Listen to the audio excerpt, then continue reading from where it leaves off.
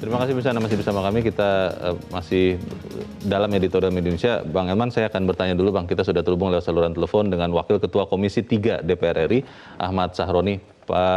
Bang Sahroni, selamat pagi. Selamat pagi Bang Elman. Pagi-pagi. Bang Sahroni, kita sudah di hari ketiga PPKM darurat 3 sampai 20 Juli, tapi beberapa orang mengatakan belum merasakan ada PPKM darurat di beberapa daerah penyangga Jakarta. Rumah makan masih ada yang buka dan makan di tempat, tidak ada perubahan. Kalau melihat ini, apakah akan berhasil PPKM darurat ini kalau menurut Anda, Pak Sahroni? Menurut saya tidak akan berhasil. Oh, kenapa? Mending lebih baik pemerintah flashback lakukan aturan PSBB ketat. Semua PSBB ketat seperti tahun lalu.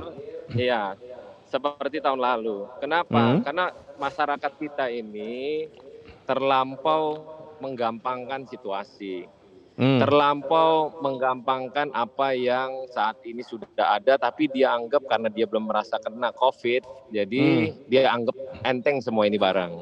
Yeah. Nah, dalam hal ini saya sebenarnya menyampaikan juga kepada pemerintah dalam media sosial saya, PSBB berlakukan lagi kembali seperti tahun lalu, PSBB ketat. Jadi pekerja, baik pengusaha, baik pemerintah, itu sama-sama menanggulangi COVID ini dengan segala kemungkinan untuk menurunkan COVID yang begitu dahsyat gitu. Tapi nanti kalau itu dilakukan, Bang Sahroni, kehidupan akan jadi lebih susah lagi, ekonomi akan lebih sulit, kemudian jangan-jangan kemiskinan bertambah signifikan. Bagaimana itu, Bang? Nah, PSBB dulu juga pertamanya untuk dilakukan pasti bilang mau sulit lah, orang nggak bisa makan, bisa-bisa juga. Masalahnya sekarang kita mau tegas untuk melakukan hal keputusan ekstrim atau tidak. Ini semua faktor alam yang nggak bisa dihalangi. Maka pemerintah sebenarnya sudah melakukan yang terbaik. Masyarakatnya kadang merasa ini main-main saja. Jadi lebih baik lakukan keputusan ekstrim untuk kepentingan bersama, semua terjaga. Toh bukan hanya di Indonesia, tapi semua dunia merasakan juga hal yang sama gitu. Kalau jerat hukum atau tindakan hukum itu ditegakkan, itu kepada semuanya kan ya, bukan hanya kepada rakyat, tapi juga mungkin ke wakil rakyat. Kan belum lama Bang Sahroni ada wakil rakyat yang pulang dari luar negeri tidak mau karantina tuh, bagaimana tuh Bang Sahroni? Ya harusnya dihukum, jangan pandang bulu. Sikapi polisi dalam hal ini, Menteri Kesehatan lakukan. Jangan takut, situasi ini dalam kondisi yang luar biasa dahsyatnya. Ada perwakilan yang demikian melakukan tindakan tidak layak. Sebaiknya anggota tersebut itu menjadikan partainya harusnya memberikan sanksi. Jangan seenaknya, ini seolah-olah jadi kita ini DPR ini mentang-mentang pejabat semau-maunya. Itu kan tidak semua anggota DPR demikian gitu. Iya, termasuk kepala daerah yang mungkin masih melakukan acara-acara yang seharusnya tidak dilakukan di saat darurat ini, begitu ya? Pak Mendagri harusnya beri sanksi aja, nggak usah pakai lagi ngomong nanti mau disanksi, udah kasih sanksi. Pak Luhut sudah menyampaikan sikap tindak tegas siapapun orangnya dalam hal ini, tindak tegas. Itu aja perintahnya udah. Baik. Dan DPR mendukung ya siapapun yang akan diberikan sanksi, sangat termasuk mendukung, kalau itu oknum lakukan anggota yang dewan terbaik sendiri buat negeri ini. Iya, sekalipun nanti saya melakukan kesalahan, saya siap berikan sanksi oleh partai kan gitu. Kita harapkan itu tidak terjadi. Tapi terima kasih Bang Sahroni sudah memberikan pencerahan bagi kami pagi ini. Selamat pagi. Terima kasih. Ya, menarik yang disampaikan Bang Sahroni. Apakah itu akan bisa dilakukan jerat hukum kepada semuanya? Tapi kita harus jeda dahulu, Bang Elman. Tetap bersama kami. Editorial Media Indonesia segera kembali. Terima kasih masih bersama kami di Editorial Media Indonesia. Bang Elman, bagaimana tadi ketika Ahmad Sahroni, Wakil Ketua Komisi 3 DPR mengatakan harusnya sih kembali kepada yang terdahulu, PSBB bahkan lebih ketat. Bagaimana, Bang? Sebetulnya kan gini, Bung Leo. Pemerintah ini kan sebetulnya kan sudah bekerja keras. Full speed. Semua kekuatan sudah digunakan. Tetapi kan masyarakatnya kan terkesan bebal kan, Tidak mau nurut. tidak mau nurut kan. Nah, oleh karena itu apa yang dikatakan oleh Bung Saroni tadi, saya sangat pendapat memang perlu lebih ketat lagi, super ketat. Ya. Mungkin ketika PSBB kan sudah ketat kan, Ya. lebih ketat dari PSBB. Kalau dengan cara-cara seperti sekarang ini, saya lihat ya, seolah-olah pemerintah itu di masyarakat bilang, itu hanya ngancam doang, tidak akan ada tindakan tegas. Itu hanya di TV saja itu. Hanya di TV saja, udah naik sepeda motor aja kita, nanti dibuka juga itu sekat-sekat. Oke. Dan seperti katakanlah yang kejadian yang kemarin ada di salah satu daerah kan, Ya. ibu-ibu Oh. memviralkan pemerintah zolim, COVID tidak mempan di daerah ini katanya. Iya, Nah, iya, iya. walaupun dia ibu-ibu, mestinya ibu ini tangkap dan tahan. Dia tidak boleh cukup dengan meterai. Minta maaf. Minta maaf, dia bilang, saya minta maaf, saya hanya bercanda. Itu bukan candaan. Tidak ada efek jerah nanti ya. Tidak ada bercanda. Jadi maksud saya, pemerintah kali ini, Iya. seperti yang dikatakan oleh Pak Saroni tadi, harus tegas. Termasuk anggota DPR yang kemarin Iya. tidak mau dikarantina, Iya. tindak. Ya, kita belum dengar ya setelah itu Kita bagaimana belum ya. dengar apa respon daripada Itu dia. DPR Iya. dan partainya. Baik, kita akan bertanya juga kepada pemirsa kita, Bang Elman, kita sudah terhubung dengan pemirsa Metro TV di Malang, Jawa Timur, ada Dani, Mas Dani. Mas Dani, selamat pagi. Selamat pagi Bang Leo, selamat pagi Bang Elman. Selamat pagi, Mas Dani. Bagaimana Mas, jerat hukum kaum covidiot ini? Waduh, setuju banget saya Bang Leo. Ini momentum pandemi COVID-19 ini seolah-olah menunjukkan sifat asli bangsa Indonesia ini. Iya ya, iya. Bangsa yang indisipliner gitu ya. Emang pantesan aja dari dulu bangsa Indonesia nggak pernah maju-maju, nggak pernah jadi negara maju. Soalnya mentalitas orang-orangnya kebanyakan mentalitas orang-orang melarat, walaupun mereka berdasi, pakai mobil Mercy, pakai mobil mewah, punya Mentalnya jabatan aja ya. tinggi tuh. Iya, mentalitasnya aja mentalitas orang melarat gitu, dikit-dikit, hidup susah gitu. Iya, Padahal ini iya. kan aturan ini dibuat kan untuk kebaikan masyarakat juga. Betul. Lah ini kan yang lebih parah lagi di Malang ini ada teman saya, sering ngobrol dengan saya, sering diskusi dengan saya. Dia malah dengan arogannya dari awal pandemi sampai sekarang sama sekali nggak pernah pakai masker.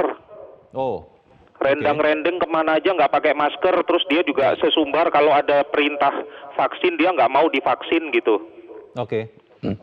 Nah ini kan udah parah banget gitu. Nah ini saya berharap pandemi COVID-19 ini selain dari menunjukkan sifat asli bangsa Indonesia, ini juga momentum buat pemerintah menunjukkan ketegasannya gitu, kewibawaannya.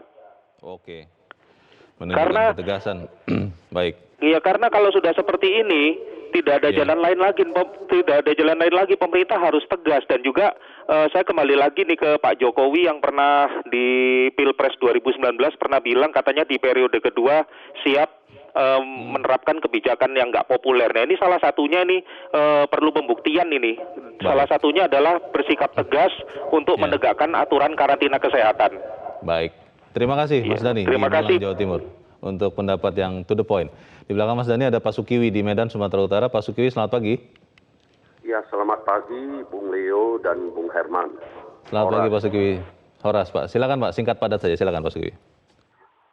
Ini buah si malakama ini. Kalau hukum dijerat dengan tegas, karena kita tahu masyarakat kita ini bukan semua masyarakat yang menengah ke atas, tapi banyak yang menengah ke bawah. Yang mana satu hari cari, satu hari makan. Ya, mereka ini butuh cari makan. Oke. Bila hukum ini mau dipertegas, maka pemerintah harus secepatnya menyalurkan bantuan sosial kepada mereka, sehingga mereka tetap di rumah, mereka punya kebutuhan yang cukup. Oke. Ya, mereka harus punya kebutuhan yang cukup. Kita lihat Ya. apa yang terjadi di Malaysia. Hari-hari ini begitu banyak orang yang bunuh diri. Karena Ya. apa? Mereka hidup susah. Ya, Kesulitan. kita harapkan di Indonesia ini tidak terjadi. Oke. Makanya dalam hal ini saya himbau kepada anggota DPR. Jangan waktu kampanye mereka itu rajin turun Ya. ke desa-desa, ke pelosok-pelosok cari suara. Mana Ya. anggota DPR sekarang? Kalau Sukiwi. bisa gajinya lah dipotong 50%. Oke. Pak Uangnya Sukiwi. itu dibagikan ke rakyat. Pak Sukiwi, Anda setuju tidak kalau pemerintah harus lebih keras atau lebih tegas lagi sekarang? Saya setuju, tapi Baik. juga kebutuhan rakyat itu harus Harus terpenuhi. dipenuhi ya. Baik. Kalau rakyatnya nggak terpenuhi kebutuhannya, dia mati di Iya. rumah juga. Ya, dia Oke. di rumah itu dia mati. Ya, Iya, dia juga iya. orang kan nggak mau mati, orang kan mau cari makan gitu. Baik, Makanya baik. anggota DPR, pemerintah juga coba efisiensi. Korupsi jangan terjadi lagi. Baik. Ya, coba uang-uang Oke. ini disalurkan dengan tepat sasaran. Yes, terima kasih Pak Sukiwi di Medan, Sumatera Utara. Selamat pagi. Di belakang Pak Sukiwi ada Pak Mauhalizar di Aceh Tengah. Pak Mauhalizar, selamat pagi. Selamat pagi Bung Leo, selamat pagi Bung Elman. Selamat pagi. Silakan Pak, singkat Selamat padat pagi. saja ya. Silakan. Iya Pak, silakan Pak. Halo. Ya, oke. TNI, Polri dan pemerintah telah mengerahkan petugas PPKM darurat secara besar-besaran. Namun pelanggaran, terutama di hari kerja pertama, masih sangat banyak dan sulit dikendalikan. Untuk mengentaskan kopi diop yang masih membandel ini, negara harus bertindak lebih agresif dan lebih keras lagi. Opsinya banyak. Bisa mengerahkan petugas lebih masif lagi atau bahkan menggunakan peralatan perang sekalian. Panser, barakuda bisa dikerahkan untuk melakukan penyekatan. Selain itu, regulasi untuk menjobloskan para kopidiot ini ke penjara juga sudah ada, yaitu Undang-Undang Nomor 4 Tahun 84. Iya. Jaksa diharapkan juga bisa menuntut kopidiot ini di sidang pengadilan. Toh sebelumnya juga sudah ada orang yang divonis berkaitan dengan undang-undang ini. Selanjutnya, tindakan diskriminatif jangan lagi terjadi, terutama terhadap WNA yang terus berdatangan untuk bekerja. Baik. Atau Baik. perusahaan asing yang non-esensial Iya. dan non-kritikal yang masih Baik. beroperasi. Baik, terima kasih Pak Segera Mauhalizar. cabut izin usahanya. Oke, terima kasih Pak Mauhalizar di Aceh Tengah. Selamat pagi. Dan di belakang Pak Mauhalizar ada Ibu Indra di Cirebon, Jawa Barat. Bu Indra, selamat pagi. Selamat pagi Bung Leo dan Bung Saragi. Assalamualaikum warahmatullahi wabarakatuh Metro TV. Waalaikumsalam. Silakan Bu Indra, Ya, pendapat Anda. Silakan. saat inilah kepatuhan dan kedisiplinan bersama diperlukan dengan semangat untuk saling menolong. Iya. Kalau tadi Pak Dhani mengatakan sifat asli bangsa Indonesia kelihatan, saya ingin sedikit menyitir. Itu bukan sifat asli. Justru pandemi ini terjadi di saat sifat asli bangsa Indonesia ini tergoyahkan. Oh. Jalan satu-satunya laksanakan penegakan hukum itu. Jadi semua tindakan yang menghalang-halangi Iya, upaya untuk Penegakan hukum. penanggulangan COVID-19 ini tumpas. Baik. Nah, yang merasa Baik. ingin mendukung kepala daerah yang masih baik-baik, jangan ragu-ragu, laksanakan. Termasuk tadi jaringan pengaman sosial itu untuk membuat kepatuhan ini lebih terasa lagi. Pemberian bantuan, segera alokasikan anggaran pada APBD tahun ini yang kata Bu Sri Mulyani itu baru terlaksana 29%. Baru terserap.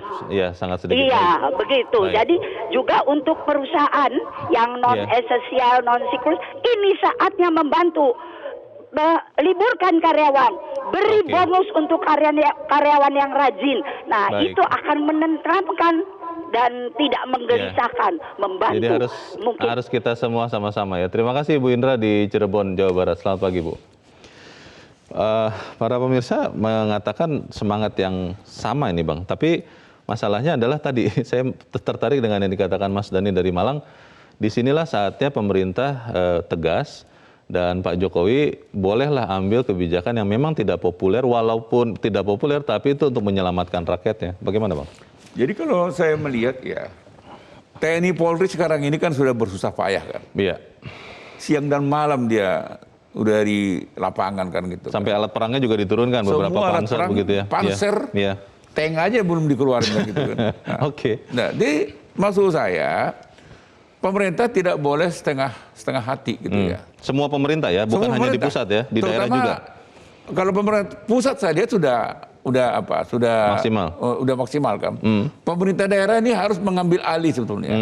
Jadi jangan semua menunggu pemerintah pusat. Jadi pemerintah daerah, ya gubernur, ya bupati, wali kota, turunkan aparat di lingkungan terutama. Jadi jangan hanya di hilirnya. Ketika terjadi keramaian di lingkungan, apa? Ini kan tugas dari Pak Lurah, Camat, RT RW. Nah mereka harus kerja gitu kan. Jangan dikira di lingkungan itu sudah betul-betul tidak ada keramaian, malah di lingkungan sekarang orang nggak peduli, tidak pakai masker. Nah ini tertibkan. Jadi menurut saya ya, tadi katakan oleh para pemirsa kan, sekaranglah waktunya kita menunjukkan kedisiplinan. Kalau mau kita menyelamatkan nyawa-nyawa keluarga kita, anak kita, saudara kita, maka marilah kita disiplin. Jadi kalau membantu pemerintah, bukan berarti menyenangkan pemerintah, ini membantu diri masing-masing. Menyelamatkan nyawa masing-masing. Menyelamatkan nyawa masing-masing. Jadi pemerintah tidak boleh dibiarkan sendirian. Pemerintah tidak boleh hanya dibiarkan teriak-teriak. Lalu masyarakat membangkang, itu nggak boleh. Tetapi kali ini pemerintah nggak boleh juga ragu mengambil tindakan. Tadi Bung Sarwadi udah bilang, tindak tegas. Bagaimana tindakan tegas tapi terukur dan efektif itu harus dilakukan, kita bahas di bagian berikut, dan pemirsa tetap bersama kami, Editorial Media Indonesia segera kembali. Terima kasih pemirsa masih bersama kami, kita di bagian akhir dari diskusi kita pagi ini. Bang Elman, apa yang bisa kita usulkan untuk membuat PPKM darurat ini benar-benar efektif menekan COVID, Bang? Sekarang kan mestinya kan ini sudah hari 3, 4, 5, 6, hari keempat kan ini kan? PPKM. Mulai tanggal 3 kemarin. Kita lihat hari ini Jakarta atau kota-kota besar lainnya di Indonesia masih macet nggak gitu kan? Ini kan ujian buat semua kita, bukan hanya pemerintah. Nah, kita harapkan hari ini sudah lebih bagus daripada yang kemarin. Dan besok harapan kita ya Jakarta ini harus seperti PSBB dulu. Sepi. Nah kalau misalnya masih ada karyawan dipaksa kerja, artinya berarti kan perusahaannya operasional kan. Sepanjang perusahaannya itu tidak esensial dan tidak kritikal, maka pemerintah cabut izinnya. Langsung dicabut, Bang? Cabut aja. Tidak usah ragu. Karena apa? Masa sepanjang tahun, sepanjang masa dia tetap cari untung. Kali ini masa dia nggak mau mengorbankan hanya untuk 2 minggu, 3 minggu, untuk keselamatan bangsa ini kan gitu kan. Dan juga untuk bisnisnya juga. Nah untuk bisnisnya juga. Jadi untuk itu kita harapkan seluruh kepala daerah memerintahkan aparatnya sweeping. Ini kok masih ramai nih, kemana ramainya orang ini? Ikutin. Nah kalau masih operasional, tutup. Jangan ada keraguan, wah nanti kita kehilangan lapangan pekerjaan ini. Inilah yang menjadi alasan mereka selama ini, pasti pemerintah tidak tegas katanya kan. Jadi kali ini pemerintah harus tegas, ambil resiko. Kita kan sudah menggunakan pedoman nyawa menjadi hukum tertinggi kan gitu. Keselamatan rakyat kan adalah hukum tertinggi. Katanya. Bukan hanya katanya, ini harus dilaksanakan. Oh itu betulan ya? Itu betulan. Jadi sekali lagi kita minta TNI, polisi tindak tegas orang yang masih berkeliaran di jalanan. Jangan diberi ampun, tutup. Kalau sudah sekat biar aja sampai macet mau 10 km, 20 km, silakan. Awasi aja supaya dia nggak menjadi buat keonaran. Gitu. Bang, ada yang mengatakan begini, Bang. Sebetulnya kalau pemerintah formal, pemerintah legal begitu, belum terlalu didengarkan, maka pemimpin informal yang harusnya berperan di sini, apakah tokoh-tokoh masyarakat, pemuka-pemuka adat, atau pemuka-pemuka agama, sudah cukup efektif belum sih sampai sekarang, Bang? Khususnya dalam soal PPKM darurat ini, saya masih belum mendengar itu mereka bicara. Sebetulnya kan pemerintah sudah mengajak mereka kan, kan mereka kan mungkin masih punya agenda kan, kita nggak tahu. Tetapi kita belajar di luar negeri ya, kenapa bisa COVID ini mereka jinakkan. Mereka tekan begitu Tekan rupanya. habis. Ada kebersamaan. Jadi tidak hanya pemerintah yang Iya. semangat, rakyat juga bersemangat, Iya. ingin bebas kan gitu kan. Dan bahkan itu mengatasi perbedaan politik atau tujuan Nggak yang ada. berbeda-beda ya. Tidak ada perbedaan politik lagi ketika melawan COVID. Karena ini sangat darurat sebagai bangsa. Jadi ini yang tidak terjadi di Indonesia.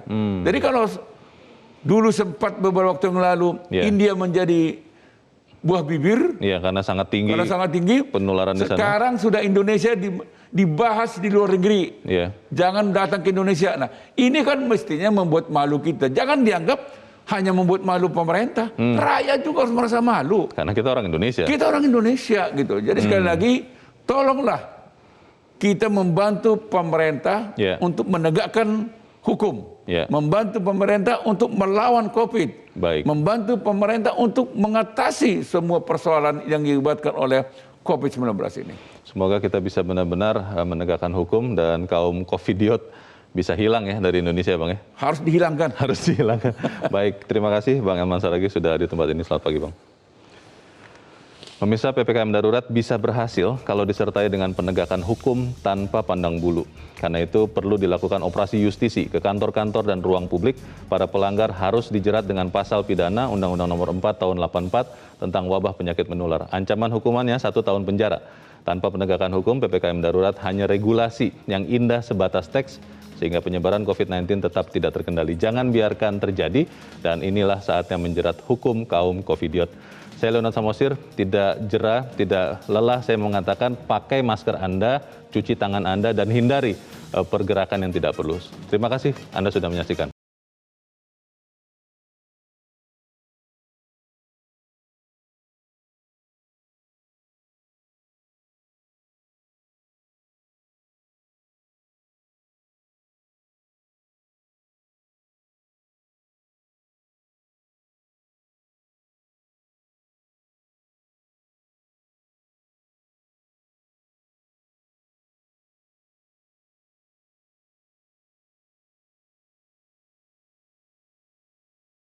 Metro TV.